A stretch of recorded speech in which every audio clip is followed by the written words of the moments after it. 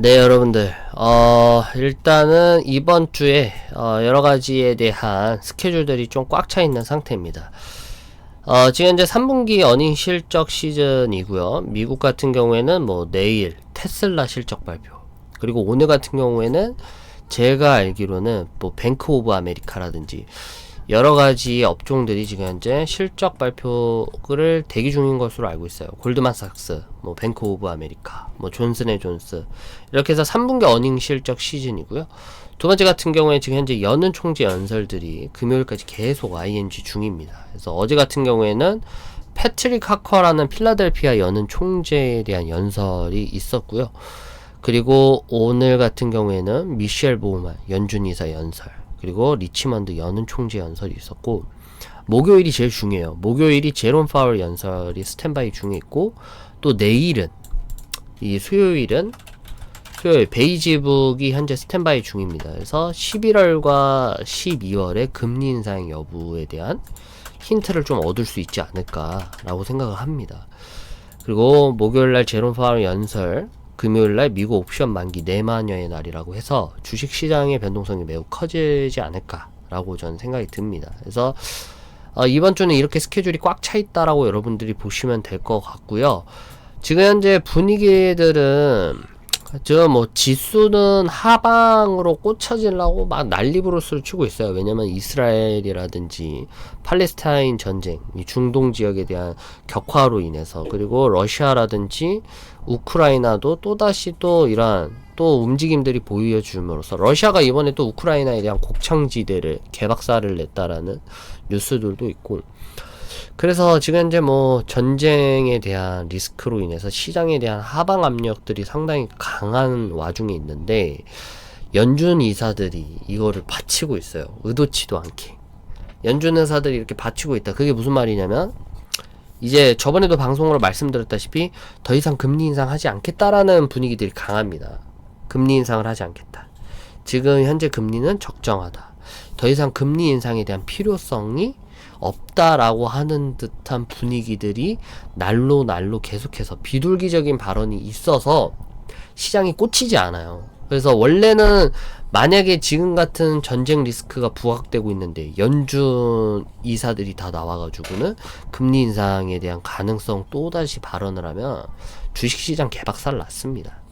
그러나 아이러니하게도 연준에 대한 움직임들이 서서히 바뀌어지고 있고, 비둘기적인 발언으로 인해서 시장을 이렇게 떠받쳐주고 있다. 그래서 다행이다라고 저는 생각합니다.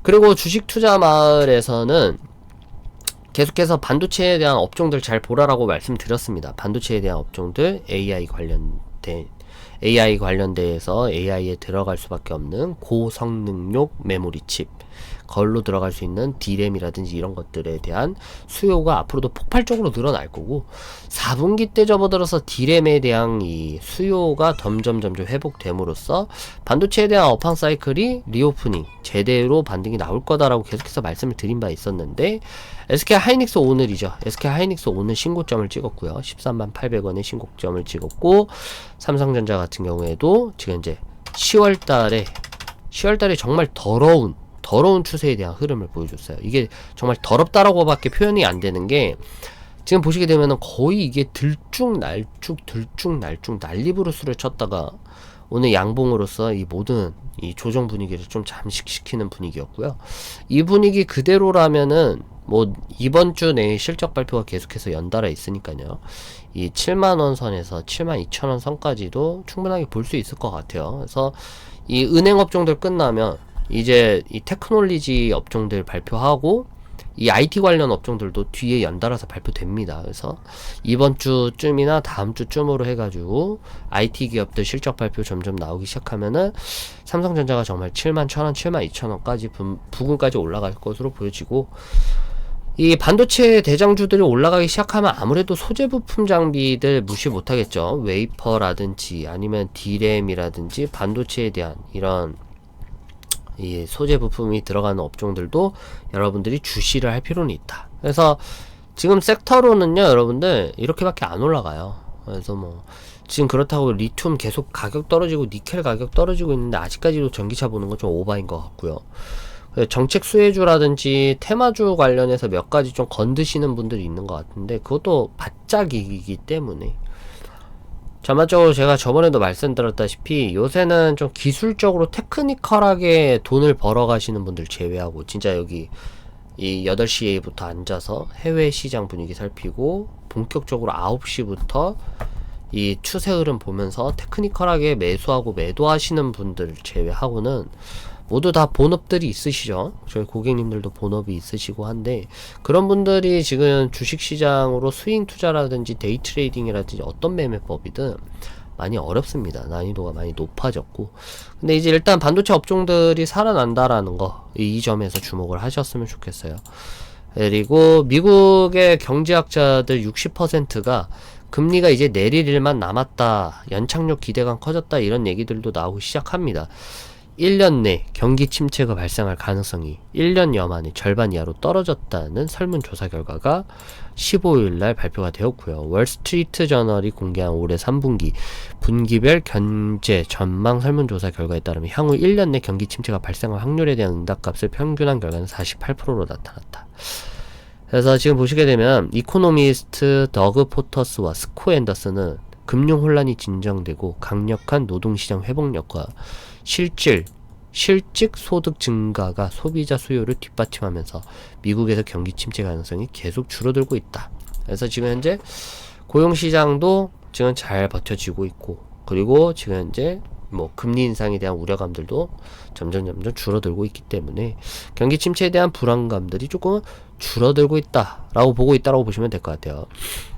그리고 응답자의 59%는요. 연방준비가 지금 이제 7월 연방공개시장위원회 FOMC를 마지막으로 금리 인상 사이클에서 금리 인상을 끝냈다라고 평가했다. 이게 중요한 것 같아요. 그러니까 경제학자들 59%는 지금 현재 금리 인상을 끝냈다라고 평가를 하고 있다라고 합니다. 그래서 뭐 23%는 12월에 마지막 금리 인상이 이루어진다라고 발표를 했고요. 그래서 어쨌든 올해 마무리가 될 것 같아요. 그래서 더 이상 금리 인상은 내년에는 없을 것 같고요. 그래서 이제 금리가 인상되지 않으면 우리로서는 매우 좋다. 그래서 미국의 모기지 은행의 화폐에서도 연준 금리 인상 사이클 거의 끝나간다. 이런 분위기들 지금 현재 JP모건 뭐 도브 지수 보니 연준 금리 인상 끝났다라는 신호들. 뭐 이러한 부분들이 지금 현재 보여집니다. 이런 부분들이 보여지고 있고 이런 부분들이 조금은 우리에게 좀 자신감을 준다라고 생각하시면 될 것 같아요. 지금 많이들 주식시장을 떠났습니다. 많이들 주식시장을 떠났고 개인 투자자분들도 정말 이 2년 사이죠. 2년 사이에 코스피 코스닥 박스피에 갇혀서 주식에 대한 매력이 확 떨어지다 보니까 다들 주식을 접은 상태죠. 근데 이제 이러한 분위기 속에서 이제 조금은 청신호탄, 이 신호탄들이 좀 터질 수 있다라는 걸 주목한다라면 다시금 좀 힘을 내시길 바라겠고요. 좀 힘을 좀 얻으셨으면 하는 바람이 제가 이런 부분들을 좀 보여주었습니다. 그래서 이런 부분들이 좀 존재하고 있고 그리고 이번 주 내에서는 이러한 뭐 3분기 어닝 실적, 연은 총재 연설, 내일 베이지북, 목요일 제롬 파월 연설들이 있기 때문에 조금은 시장에 변동성이 좀 있을 전망이다. 그래서 지금 분위기로 봤을 때는 베이지북에서는 특별한 부분이 없을 거예요. 긍정적으로 나올 거예요. 생각을 해보세요, 여러분들. 전쟁하고 있는데 금리 인상까지 하겠다? 뭐 공격적으로 하겠다? 미친 거죠. 그래서 아마 그런 시그널은 안 나올 거예요. 미국 자체적으로도 지금 현재 외교적인 부분에서 상당히 진짜 상당히 지금 문제가 생기고 있어요. 외교적인 부분에서 지금 현재 신중동 부분, 그러니까 러시아라든지 우크라이나에 대한 전쟁이 조 바이든 행정부에서 터졌는데 이번에 또 이스라엘이라든지 팔레스타인 전쟁을 통해서 미국이 중재자 역할, 외교 역할을 어느 정도 할 수 있는가에 대한 성과를 지금 현재 계속해서 보고 있는데 엉망진창이죠. 처음에는 이스라엘을 좀 도와주겠다라고 얘기를 했던 조 바이든이 이란과 사우디 아랍에미리트에 있는 빈살만이 좀 나서서 우린 팔레스타인을 돕겠다라고 얘기를 하니까 갑자기 이 이스라엘 보고 조 바이든이 가자지구를 민간인을 공격하는 거 옳지 않다. 갑자기 이렇게 분위기를 텐션이 바뀌어지다 보니까 외교가 진짜 엉망이다. 그래서 평가적인 부분, 조 바이든 행정부에 대한 평가 부분에서 상당히 지금 이제 신랄한 비판이 이어지는 가운데서 이런 분위기 속에서 과연 제롬 파월 그리고 베이지북에서 부정적인 시그널이 나올 것이냐, 전혀 그렇게 보지 않고요. 긍정적으로 봐야 된다. 그래야지만이 내년 대선에서 민주당이 뭐 어느 정도 입지를 좀 차지할 수 있지, 지금 완전히 무너지고 있어요. 그래서 좀 긍정적으로 살펴보세요. 그래서 금요일까지는 좀 분위기는 나쁘지 않을 것 같아요.